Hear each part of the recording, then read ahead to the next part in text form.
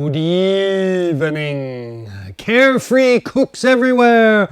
Ooh, it's Halloween night. It's a dark and stormy night here in downtown Baltimore, Maryland.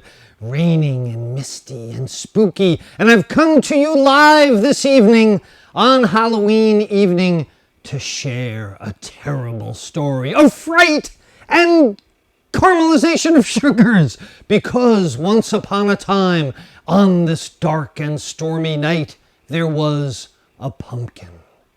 The pumpkin somehow made its way from the pumpkin patch to a chef's kitchen, where he promptly plunged a knife into the pumpkin. That felt nothing because it's a pumpkin. But then, this mad, evil chef, he decapitated the pumpkin. Soup! Chopped the head right off, like Game of Thrones or something. To make it even worse, this evil chef scooped out the innards, viscerating the pumpkin. Oh, it's getting scarier, isn't it? No? Scary, scary story. And then took the innards along with the embryos, the future generations of pumpkins, separated them in the most ghoulish of styles, rinsed them again and again, and served them with fava beans. No, that part didn't go that long. But hey, look, I wanted to tell you this terrible story because this pumpkin back here, this very pumpkin, you know what's in the pumpkin?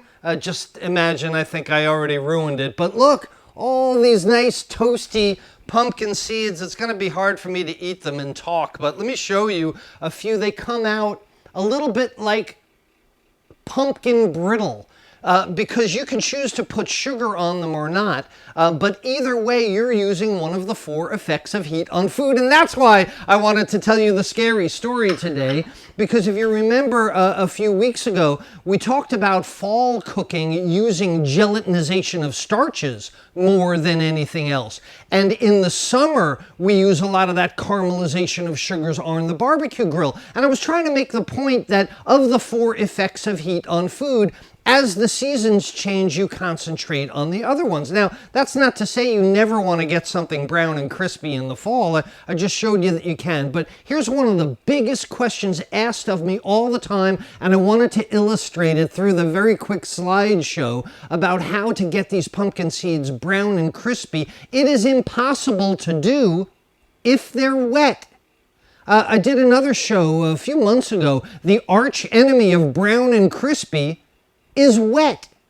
So people love to do these brown and crispy pumpkin seeds this time of year, but I get emails all the time, Chef Todd, they're still kind of slimy. You know, I left them in the oven forever and then they suddenly burn. They went from wet to burn. The key is drying them, and the key is getting them in between paper towels to dry them, pat them down. Now, it's a difficult process because they're really sticky. They stick to the paper towels, but you scrape them off, dry them again and again. And let me show you.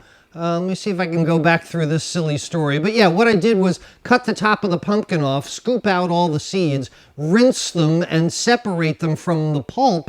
But the important part, and I don't have that picture on there, I'm disappointed, was when I was able to put them down on towels, dry them. Then they got a little bit of olive oil, and we'll talk about olive oil in a minute, a little bit of cinnamon, some cayenne pepper, and I have a smoked salt that I like to put on there. Now, I mentioned about the sugar. Put brown sugar on there if you want, and you'll get more of a pumpkin brittle. Leave the brown sugar or any kind of sugar out, and you'll get the caramelization of sugars of the nuts. Now, choices of fats when you do this, roasting it in the oven, temperature in a minute. I like to use the nut oils on the pumpkin seeds, but here's the problem. A walnut oil, a sesame oil, pecan oil, things like that, they smoke at such a low temperature, and you need such a high temperature to toast the pumpkin seeds that those two are a contradiction. So if you want to get the flavor of walnut oil or sesame oil,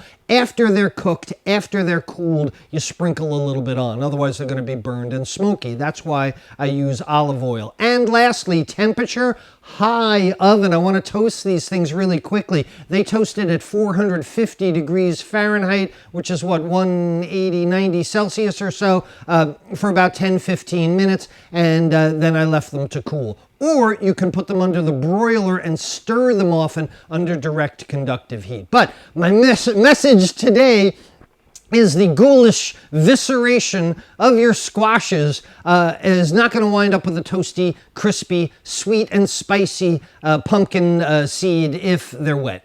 The enemy of caramelization of sugars, what you're trying to accomplish here, is moisture. So now you know when you're trying to make your potato chips, moisture. Now you know when you're trying to make your chicken breast really crispy and brown, and caramelization of sugars, moisture, that's all your problem. But the pumpkin seeds, one of my favorite things to do in the fall. Great fall food, and again, something that makes fall cooking really cozy. And that happens to be my free class going on right now. It's Fall Cooking is Cozy. It's a great class that will introduce you to how to change your cooking for the fall season, how to use heartier grains and rices, how to make deeper, darker soups, thicker gravies, or vice versa. Either way, go to webcookingclasses.com/cozy and hold your spot in the next class. Chef Todd Moore wishing you a great, spooky Halloween, and reminding you that there's a method to your even spooky cooking success. See you soon, everyone. Bye-bye.